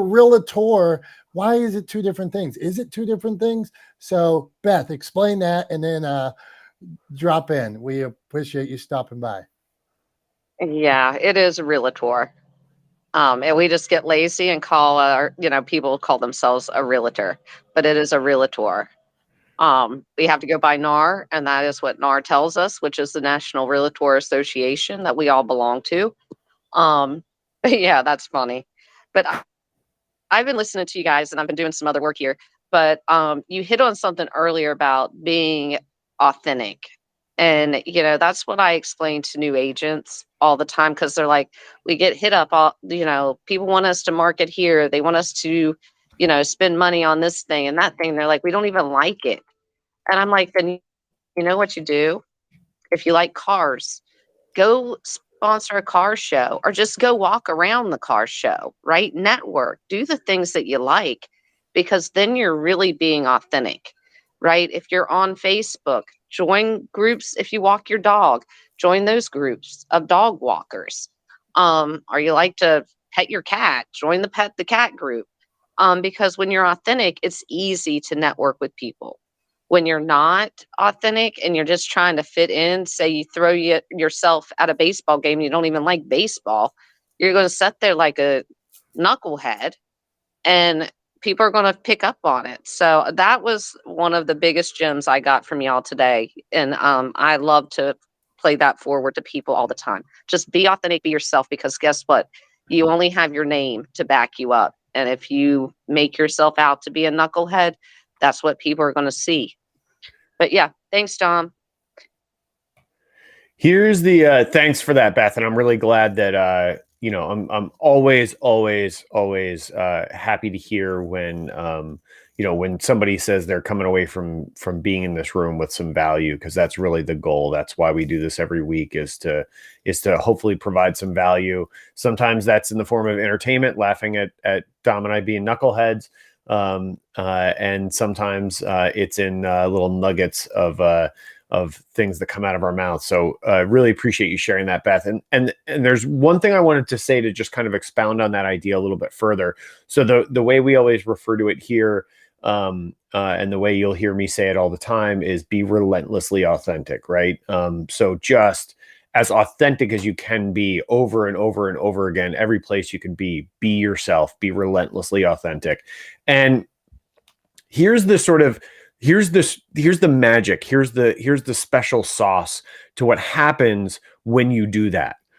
When you are incredibly authentic to who you are, when you show up in the spaces in a way that is authentic to you as a person, what ends up happening is that people can relate to you, they can identify with you, and people who share values with you, who are interested in the same things, who find the same things important, who value the same kinds of events and information and all business opportunities, whatever the case may be, right? People who value the same things will start to show up and stay in your orbit, right? And that's the real beauty of it, is that the realtors that you're working with, Beth, when they start showing up authentically and doing things and finding customers and clients in places that are authentic to them, they're going to find repeat customers who will not only come see them or call them every time they're thinking about engaging in a real estate transaction or a move, but they'll also advocate for that realtor. Right? They will advocate for that person because they've had such a good experience, because they are so aligned on values with that person. And it all goes back to that realtor just taking the time to own who they are and to show up authentically every place they go. Right? So it really is a broadly speaking, a winning strategy that goes much deeper than just making the kinds of networking that you do and the kinds of network marketing that you do more palatable to you, right? It actually has a net positive effect on the outcomes of those network marketing opportunities as well. So awesome. Thanks for sharing that, Beth. Really, really glad to hear that you found that useful. Super excited. Chuffed, as the Brits would say. There you go. Hey, Tom, those excellent points, Beth, you, and a lot of times, like to Beth's point, you're doing the things that you want to do. Let's say it's helping out Habitat for Humanity or something like that. Not trying to go to Habitat for Humanity because you're not passionate about it or because you think, well, this is where I need to be so people see me there. You do those things to get out in the community, whether it's go to be in the softball league, whether it's to go to the swim team, whether it's to go help out Habitat.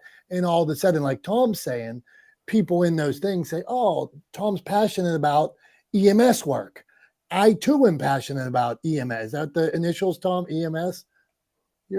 Aren't you trained in life saving? I mean, I'm a member of a volunteer fire department for sure. So we do volunteer fire service calls, respond to car accidents, EMS calls. So yeah, we run an ambulance and everything too. So yeah. Okay. So here's Tom. He doesn't pigeon, he's not crowbarring that in, that he does this work with volunteer fire department and things like that. But all of a sudden you might see Tom, a picture or him at an event, and you're like, holy cow, I'm passionate about the volunteer fire department too. Tom does great media work. Now I'm going to choose him because I know this guy doesn't have two heads. I know he gives back to the community. I know he's a nice guy. I like what he stands for. I know what he stands for. And now I'm going to do business with Tom. So I think that is a matter of when you're authentic and showing your true self. All right, so let's go here. Let's see here. The true self. This is bad true self. I just got a text while we were here. Season 2 of Bikes and Hikes starts tonight. And now I'm looking at the picture, thumbnail picture. Man, I didn't have my tan. That's in the winter. We did a polar plunge. So tonight you'll see us jumping in a river in February or something if you want to check out Bikes and Hikes. And that's me being as authentic as can be, I guess, shirtless in public. That's maybe too authentic, but there I am up there. Okay. So Cackles, interesting. So there's 3 people in Cackles' picture, but when I look at it, it is Jeff. And who was it? Producer Jimmy said, oh, you're going to want to meet. Awesome. Okay, now the bar has been set. Cackles, what do you got for us, my friend? We need you, Cackles. Okay, I'm Jimmy not says even you're awake enough to do this right now, but I'll oh tell you. Man, but you got cool shades too. Go on, Cackles. Hey guys, and thanks, Jimmy. That was really nice of you to do that, to say those things. Okay, so you guys were talking about audio transcripts and whatnot, and I thought that was interesting because my friend and I just built a program that leverages GPT 3.5 and 4, and basically what it does is it takes the audio file, you run it through, then it picks up how many people are talking in the audio. It'll split it up, and then you can label each person's voice. It'll give you clips so you can tell who's who. And then you finish the process, and what it does is creates a complete transcript for each individual person, as well as key takeaways and summary, and a summary of like the key highlights or whatever it is that person said. And it even pulls quotes from what they were saying, and then you can kind of pick and choose the insights and the things that you like from their summaries for each person and use them with your content. So if you go to the chat right now, I shared a link to a tweet that I shared earlier today from a room I did yesterday where I did exactly what I'm talking about. And I was able to pull out some of those key highlights from the room. And there's so many more. That's just a small fraction of what we got. And I might even do other posts with that and with more. But yeah, so if you're interested in testing it and you want to send me a file, I'm happy to give it a whirl. And we may actually stand this up and make it something that people on Clubhouse can use with their replays or whatever they want, really, for a fee. I'm still trying to figure this out. So if you guys would be interested in something like that, let me know. It gives us more reason to bring it to more people. Whoa, that's really cool. Go on, producer Jimmy. Oh no, sorry. I was trying to break in before you unmiked, and I failed. I just wanted to tell Cackles to check his DMs. That was it. Yeah, there's probably going to be 300 DMs. I mean, Cackles, this Tom Cackles might be the smartest guy in the room to create something like that. So quite Hardly. interesting. I'd love to know how the hell you even do something like that, but that's a whole nother world. But yeah, it's absolutely fascinating, man. I mean, how do you to pick out the key things and stuff like that? Amazing. I was going to say, let's Cackles, let's chat, because if you guys are looking for a case study or an opportunity to kind of test something like that, then for sure we should talk. Interested, absolutely. Yeah, and I mean, Cackles, like there's so many people right now. Like I'm a publisher of books, and so I love the written word. I want you to develop that word, that story, and build it. But any tool that could help an author, I'm pro tool. So something, I mean, you could break out videos, you could break out clubhouses, you could break out and really help them build a document. And there's so many people out there right now charging. They interview these authors and charge them $5,000, and then they interview them for 20 minutes or an hour, and then that's their book. And I'm not pro that, but all of a sudden, hey, if you needed a book in 25 minutes, there's only one way you're getting a book in 25 minutes is have somebody record you talking or something like that. So there is a lot of value there in so many different ways. So quite interesting. Totes. Yeah, I'll check my back channels from whoever sent me one, and we'll talk. There you go, man. Okay. Well, on that note, man, I just want to say thank you for everybody who stopped by today. We appreciate you. We can get off on tangents. We can go left. We can go right. But you guys make it happen, and we're so appreciative. So Tom usually takes us home. He says it's no pressure, and I appreciate Tom for taking us home, because I don't have the my wrap up would not be as good as Tom. So Tom, have at it. Thanks, Dom. So we talked about a lot of different things today. It would be incredibly difficult for me to try to summarize everything we've talked about. Jamie, sorry, not Jamie. Jamie just said you're the best ADHD show ever. But anyway, yeah, we talked about so many different things. I would have no way of knowing where to even start to try to summarize it. So I'm not gonna. What I'm gonna do instead is Liza Sperling, who's in the audience right now, commented in the chat that she said, "Nice room, y'all. Helping me with my tiny habit to run 10 minutes a day. Can you tell I hate running?" And so I wanted to offer a counterintuitive solution to Liza, right? Don't try to run for 10 minutes. Nobody likes running for 10 minutes. I run 6 or 7 days a week right now because I'm specifically training for a running race. I don't like running for 10 minutes, and I run 6 or 7 days a week, right?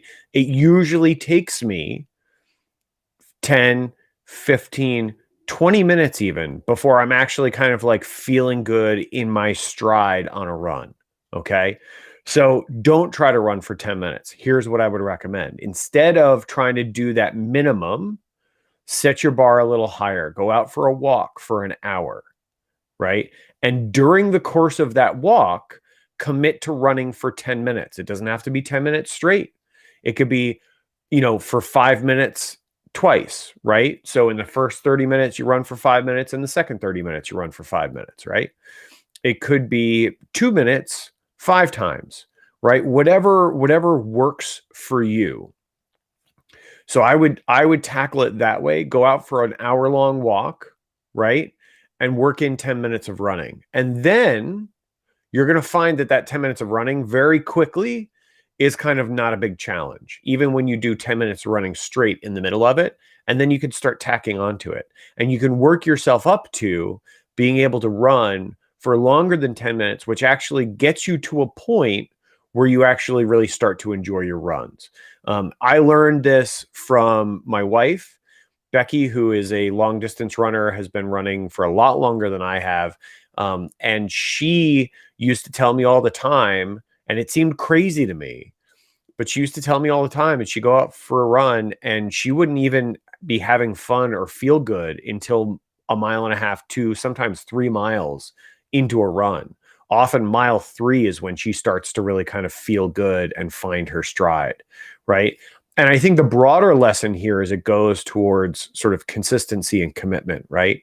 So I think you need to commit to doing something more than just 10 minutes, right? So commit to going for a longer walk and working 10 minutes of running into that longer walk.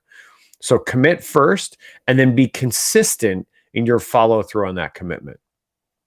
That is the only way that I've been able to go from somebody who used to smoke a pack of cigarettes a day to doing 2 Ironmans, to running marathons, and all of those kinds of things. So if it wasn't for that, commitment over time, I never would have been able to do any of those things.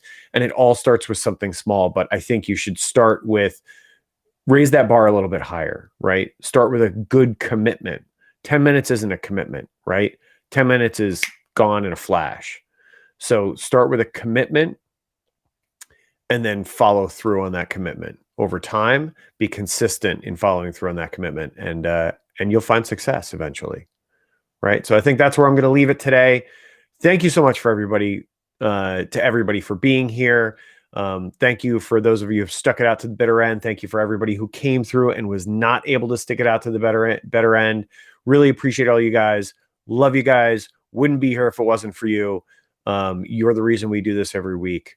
So thank you. And I hope everybody has a great week until we see you again next Wednesday, 9:30 a.m. Eastern Time, for Not the Smartest Guys in the Room. Until then, have a great one, guys. We'll talk to you soon. Bye-bye.